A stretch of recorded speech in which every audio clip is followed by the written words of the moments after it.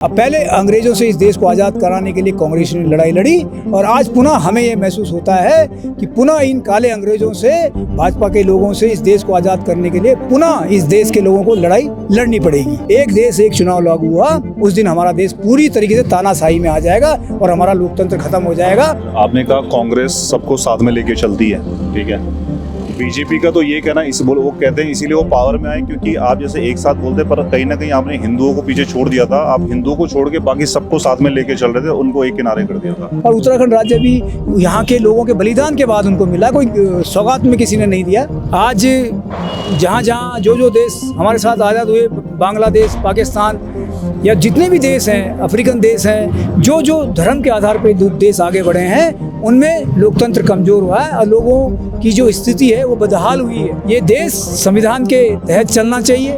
आज की जो सरकार है ये संविधान को कमजोर करने की कोशिश कर रही है। नहीं, बीजेपी का तो ये कहना है कि आज़ादी दिलाने में आरएसएस का बड़ा हाथ रहा है। अब आप कह रहे हैं वो विरोध में थे कि आरएसएस के लोग हमेशा ही अंग्रेजों के एजेंट थे और अंग्रेजों ने हिंदू मुस्लिम को बांटने के लिए एक तरफ आरएसएस के हिंदू परिषद का गठन किया, दूसरी तरफ मुस्लिम लीग का गठन किया। तो उन्होंने आरएसएस बंद कराया था 48 में हुआ था ये, जब गांधी जी की हत्या हुई थी उसके बाद।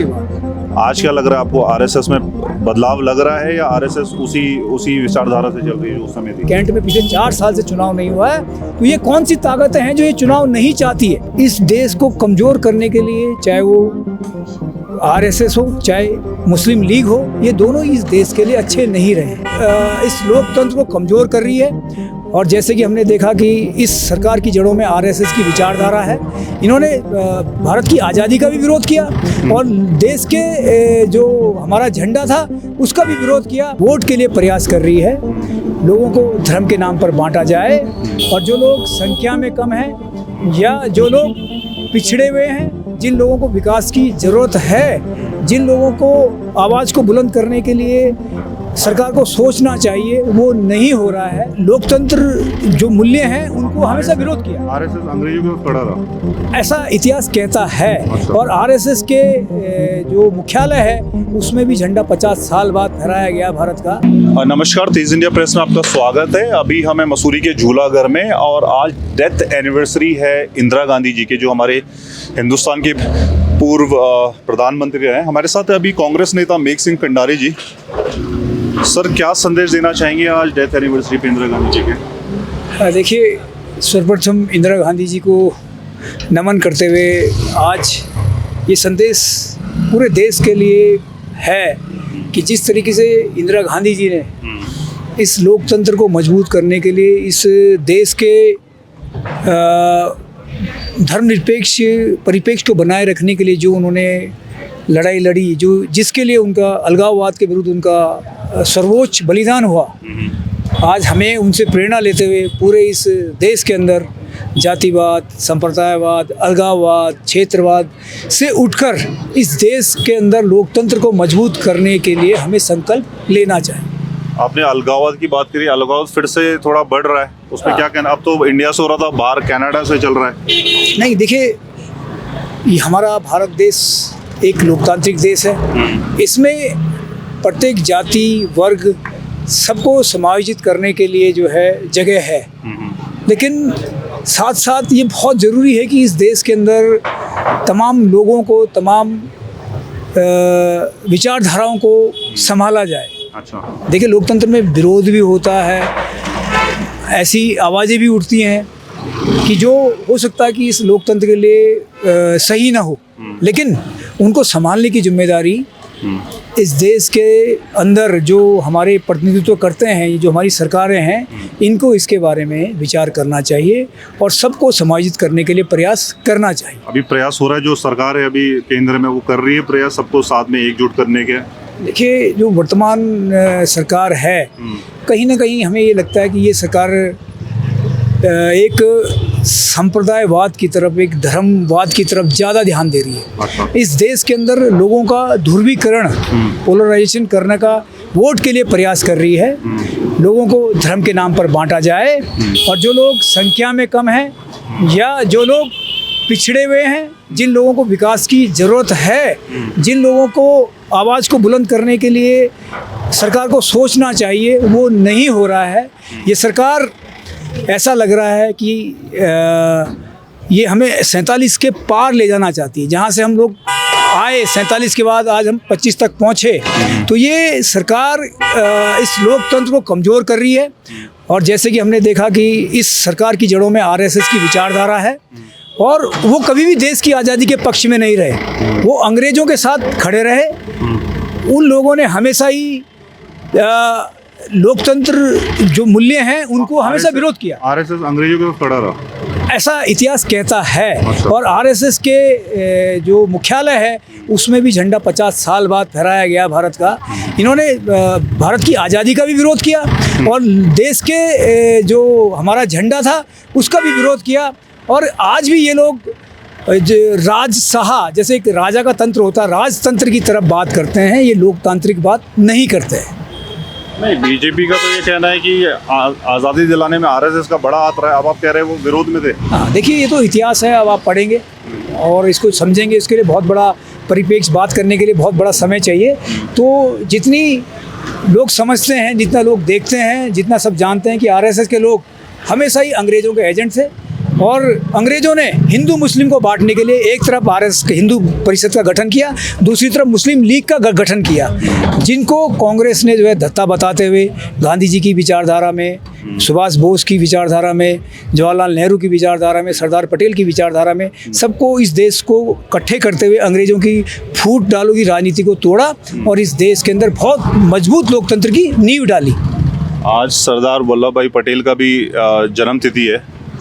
आप अभी भाषण में कह रहे थे कि उन्होंने, जब वो गृह मंत्री थे हिंदुस्तान के उस समय, तो उन्होंने आरएसएस बंद कराया था। 48 में हुआ था ये, जब गांधी जी की हत्या हुई थी उसके बाद। आज क्या लग रहा है आपको, आरएसएस में बदलाव लग रहा है या आरएसएस उसी विचारधारा से चल रही है जो उस समय थी? देखिए, आरएसएस एक सांप्रदायिक विचारधारा का संगठन है। अच्छा। तो इस देश, ये लोकतांत्रिक देश है, एक पर लोकतांत्रिक है तो उसमें कोई भी कर सकता है ना, उसको छूट है। छूट है। हाँ। लेकिन इस देश को कमज़ोर करने के लिए, चाहे वो आरएसएस हो चाहे मुस्लिम लीग हो, ये दोनों इस देश के लिए अच्छे नहीं रहे। अच्छा। तो इस देश के लिए वो विचारधारा चाहिए जिसमें सबका समायोजन हो, हिंदू मुस्लिम सिख ईसाई, जो प्रत्येक की बात करता हो, जो अधिकारों की बात करता हो, जिसमें मौलिक अधिकार संरक्षित हो, जो शिक्षा की बात करता हो, जो स्वास्थ्य की बात करता हो, जो रोजगार की बात करता हो, जिसमें अंतिम पायदान पे खड़े व्यक्ति की जो बात करता हो, वो लोकतंत्र है। जो आरएसएस या संप्रदायवादी जो ताकतें हैं, ये धर्म को पहले आगे रखती हैं। और जिस देश के अंदर, दुनिया में जहाँ कहीं भी धर्म को आगे रखकर किसी समाज की बात कही गई है, तो वो हमेशा समाज कमज़ोर हुआ है। आप देखिए कि दुनिया में आज जहाँ जो देश हमारे साथ आज़ाद हुए, बांग्लादेश, पाकिस्तान या जितने भी देश हैं, अफ्रीकन देश हैं, जो धर्म के आधार पर देश आगे बढ़े हैं, उनमें लोकतंत्र कमज़ोर हुआ है और लोगों की जो स्थिति है वो बदहाल हुई है। इसलिए हमारा ये कहना है कि ये देश का जो संविधान है, जो बहुत विद्वान लोगों ने बनाया, जिसमें कि बाबा भीमराव अंबेडकर जी हैं और जिन्होंने बहुत अध्ययन के बाद, पढ़े लिखे लोगों ने इस देश के अंदर संविधान बनाया। ये देश संविधान के तहत चलना चाहिए। आज की जो सरकार है ये संविधान को कमज़ोर करने की कोशिश कर रही है। आप देखिए कि कैंट भारत के अंदर 63 कैंट हैं, पिछले 4 साल से इन कैंट के अंदर चुनाव नहीं हो रहा है। तो आप यहीं से, क्योंकि आप इस चीज़ को ज़्यादा नज़दीक से समझते हैं, आप मसूरी के बासिंदे हैं, कैंट में पिछले 4 साल से चुनाव नहीं हुआ है, तो ये कौन सी ताकतें हैं जो ये चुनाव नहीं चाहती है? तो इसी तरीके से ये एक देश एक चुनाव की अगर बात कर रहे हैं, तो ये वही तरीका है कि जिस तरीके से दुनिया में पुतिन, रशिया में आप देखिए कि पुतिन के यहाँ राजशाही है जो लोकतंत्र के नाम से चुनाव कराते हैं। चाइना में जिनपिंग, आप देखिए कि वहाँ कोई चुनाव नहीं होता, वो तानाशाह देश बन चुके हैं। उसी तरीके से जो वर्तमान सरकार है, भारत की जो सरकार है, ये उसी तरीके से भारत लोकतंत्र को तानाशाह देश बनाना चाहती है। तो इसके लिए हम आज इंदिरा गांधी जी के संकल्प लेना चाहेंगे उनकी पुण्यतिथि के अवसर पर कि इस देश के अंदर जो कांग्रेस जन है और जो भारत का आम नागरिक है वो जागे और इस देश को की लोकतंत्र की जड़ें मजबूत करने के लिए आगे बढ़कर लोकतंत्र की आज़ादी की लड़ाई लड़े। आपने कहा कांग्रेस सबको साथ में लेके चलती है, ठीक है। बीजेपी का तो ये कहना वो कहते हैं इसीलिए वो पावर में आए क्योंकि आप जैसे एक साथ बोलते, पर कहीं ना कहीं आपने हिंदुओं को पीछे छोड़ दिया था। आप हिंदुओं को छोड़ के बाकी सबको साथ में लेके चल रहे थे, उनको एक किनारे कर दिया था। देखिए, इस परिप्रेक्ष्य में आपको ये समझना होगा, आप नौजवान पीढ़ी के साथी हैं, देश में भाजपा का उदय पूर्ण रूप से 2014 के बाद हुआ। 50 से जब तक 60 साल वो लोग जिन्होंने देश के अंदर आज़ादी देखी, आज़ादी की लड़ाई देखी, जिन्होंने गरीबी देखी, जब तक वो लोग रहे तब तक भाजपा को 2 सीटें 4 सीटें से अधिक नहीं मिलता था। लेकिन आज जो इस देश के अंदर आरएसएस भाजपा जो एक षड्यंत्रकारी पार्टी, एक षड्यंत्र के तहत नई पीढ़ी को गुमराह कर रही है, व्हाट्सएप अपना माध्यम से लोगों को गुमराह कर रही है, इतिहास की गलत जानकारियां देते हुए इस देश को कमज़ोर करने के लिए और अपनी सत्ता पाने के लिए हिंदू मुस्लिम का राग छेड़कर इस नई पीढ़ी जो जानती नहीं कि इस देश का इतिहास क्या रहा है, यहाँ के लोगों का बलिदान क्या रहा है, आप ये तब सक्सेस हो पा रहे हैं कि आज की पीढ़ी जो है उस गहराई में नहीं जा रही है, उसे नहीं पता कि ये देश किन बलिदानों से बना। और हिंदू मुस्लिम की जो ये बात करते हैं इसका कोई फ़ायदा नहीं है, ये वो लोग जानते थे तभी ये भाजपा कभी सत्ता में नहीं। आज ये देश गुमराह हो रहा है। अब पहले अंग्रेज़ों से इस देश को आज़ाद कराने के लिए कांग्रेस ने लड़ाई लड़ी और आज पुनः हमें ये महसूस होता है कि पुनः इन काले अंग्रेज़ों से, भाजपा के लोगों से इस देश को आज़ाद करने के लिए पुनः इस देश के लोगों को लड़ाई लड़नी पड़ेगी।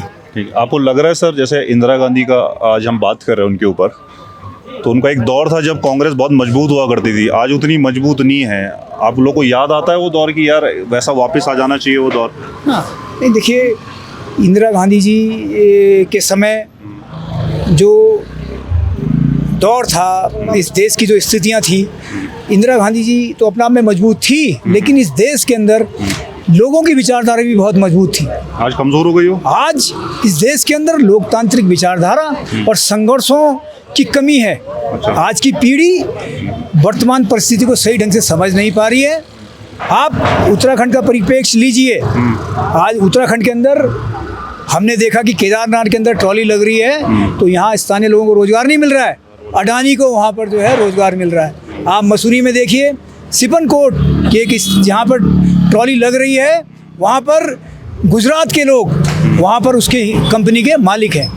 आप देखिए कि जॉर्ज एवरेस्ट में जहाँ भी हम सब लोग, हमारा बिल्कुल घर की तरह वहाँ आना जाना था, पूरे भारत दुनिया के देश वहाँ आराम से आते थे और एक विश्वविख्यात व्यक्ति जॉर्ज एवरेस्ट की जगह पर जाकर जो है सब बिना किसी टैक्स के, बिना किसी परेशानी घूमते थे। लेकिन आज वहाँ पर 200 रुपये टैक्स देना पड़ता है। आज हम इस भाजपा की नीति के कारण ही अपने ही घर में बेगाने हैं। आज आप देखेंगे लखवाड़ ब्यासी बांध पर आज लोग वहाँ पर उनको अधिकार नहीं मिल रहा है। वहाँ पर भी गुजरात की कंपनी के लोग आकर वहाँ जो है यहाँ के स्थानीय लोगों का रोजगार मार रहे हैं। आप वहाँ डाक पत्थर में देखिए, सैकड़ों एकड़ ज़मीन जल उसकी मतलब सिंचाई विभाग की गुजरात के लोगों को दे दी गई है 5 स्टार बनाने के लिए। तो आज ये ऐसा भी तो हो सकता है उत्तराखंड के लोगों की बस का ही नहीं है संभालना। आप ये देखिए कि उत्तराखंड के लोग, हम लोग उत्तराखंड के लोग, आप ये देखिए कि उत्तराखंड वो देश रहा है जो इस, आप जनरल बिपिन रावत का नाम लीजिए, आप अजीत डोभाल जी का नाम लीजिए, आप हेमंती नंदन बहुगुणा जी का नाम ले लीजिए, आप नारायण दत्त तिवारी जी का नाम ले लीजिए। आप इस उत्तराखंड के अंदर जरूरत पड़ने पे इतनी प्रतिभाएं हैं कि जिन्होंने इस देश को नेतृत्व दिया है। तो उत्तराखंड तो बहुत छोटा राज्य है और उत्तराखंड राज्य भी यहाँ के लोगों के बलिदान के बाद उनको मिला, कोई सौगात में किसी ने नहीं दिया। तो उत्तराखंड का लोग बहुत काबिल लोग हैं। लेकिन ये जो भाजपा की सरकार है आज पूरे उत्तराखंड में और इसी तरीके से देश में सारा का सारा जो है रोजगार ख़त्म कर रही है। और जैसे पूंजीवाद आज़ादी से पहले चंद 5% लोगों के हाथ में था, वही पूंजीवाद आज ये सरकार अपने हाथ में लेना चाहती है। ये 5% लोगों के हाथ में पूरी सत्ता, धन, अधिकार देना चाहती है और 95% लोगों को 10-5 किलो अनाज देके उनको भगवा रंग का एक कपड़ा जोगी बनाना चाहती है कि पेट भरने के लिए कि हमारे पास है और जय श्री राम का नारा दो और सारा देश उसी तरीके से चलाओ, बाकी किसी को कोई अधिकार न मिले, व्यवसाय कोई कर ना पाए, कोई बड़ी नौकरी ना कर पाए। तो ये सारा का सारा हमें पुनः उसी आज़ादी में ले जाना, उसी आज़ादी के उस कोने में खड़ा करना चाहते हैं जहाँ से कांग्रेस ने आज़ादी दिलाई थी। आज हम 1947 के पास पुनः खड़े होने वाले हैं। जिस दिन इस देश में एक एक देश एक चुनाव लागू हुआ, उस दिन हमारा देश पूरी तरीके से तानाशाही में आ जाएगा और हमारा लोकतंत्र खत्म हो जाएगा और हम 1947 के उसी मुहाने पे जाके खड़े हो जाएंगे जहाँ कर हम थे। ठीक है, thank you so much sir, हमसे बात करने। ठीक है, थैंक यू। धन्यवाद, बहुत बहुत।